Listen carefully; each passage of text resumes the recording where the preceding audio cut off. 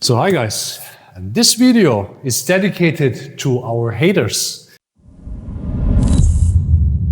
As you can see in the title, what is it all about? From time to time, of course, you can read some arguments against this martial art, mostly from people with no experience with this martial art or probably with martial arts in general. Most of the times you can read stuff like, do this against experienced fighter or against a pro fighter, which this argument by itself is, let's say, not so clever, because this martial art is designed not to fight a specific type of a stylist, but it's designed to fight a human body. And when you argue, do this against an experienced fighter or do this against somebody who trains a lot, this usually implies that the guys who train, let's say Jeet Kune Do, they don't train a lot. When you argue like that, you're kind of like on the safe side. Of course, do this against a guy who trains 5 times a week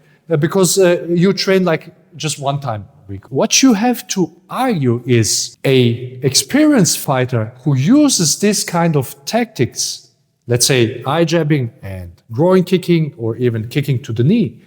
He uses this against a fighter who won't use this, and they are similar skill level and training time. Would he had any benefit with this? And the clear answer is yes, because these people, the hater, they always want to compare a less trained person with a person that trains a lot, which I would say, okay, then take a guy who trains, let's say MMA, but also just once a week. Well, let's say I train 6 times a week, then let's say how would this go? It's the same idea. The more you train, the better you are. But you have to always to compare 2 guys with similar talent and similar amount of training. The guy A is restricted by his rules, and the guy B, let's say Jeet Kune Do guy, is not restricted. The other thing is, why? Are you planning soon to defend yourself against a professional fighter? Are you planning to defend yourself against him? So this argumentation doesn't really make a sense. And you can't argue against this here instead of this here. And then we come to the second argument, which is often said, you're making Jeet Kune Do a style. Because Jeet Kune Do is not limited, you can do everything, okay? But the thing is, what Bruce criticized with other styles is the tradition and the traditional techniques that are used just because of tradition. A typical example is Mawashigeri in karate, where you lift your leg here and then you rotate and you kick, and your standing leg, the toe, is still pointing to the forward. When you do this a few years long, you're gonna damage your hips, you're gonna damage your knees, and you take away your power. Then when you train karate in the competition, then the execution of the technique is totally different, which doesn't make any sense. This is what Bruce criticized. This is traditional use of the technique, and then there is a practical use of the technique. So there is no traditional use of the technique in Jeet Kune Do. In Jeet Kune Do, you use what's the most effective and efficient. Attacking vital targets, like eyes, like knees, like groin. You can also, of course, punch, a chin and everything. And this is not making a style. I'm not limiting myself by a style that instead would just kick to the leg. This is limitation, not kicking to the groin, but kicking here. Because the style. The third thing, what you hear most of the time is, try this against me. Because guys, you know, I have a huge reach on Facebook and also Instagram.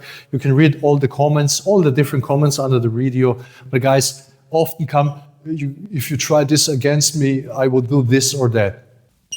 How would you know? If you never have seen the video, how would you know? This is a real situation in the street. And this is the guy who is very strong in the internet.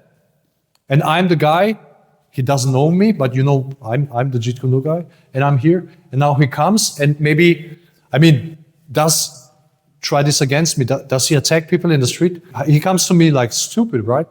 And you're like here, and he comes, boom. How? I'm asking you, how would you know? How would you expect that? Also, here. How? would you know? Because this is the execution in the reality. The guy closes in. How would you know without me telling you in front or showing you in front? You wouldn't know. These are the three typical arguments.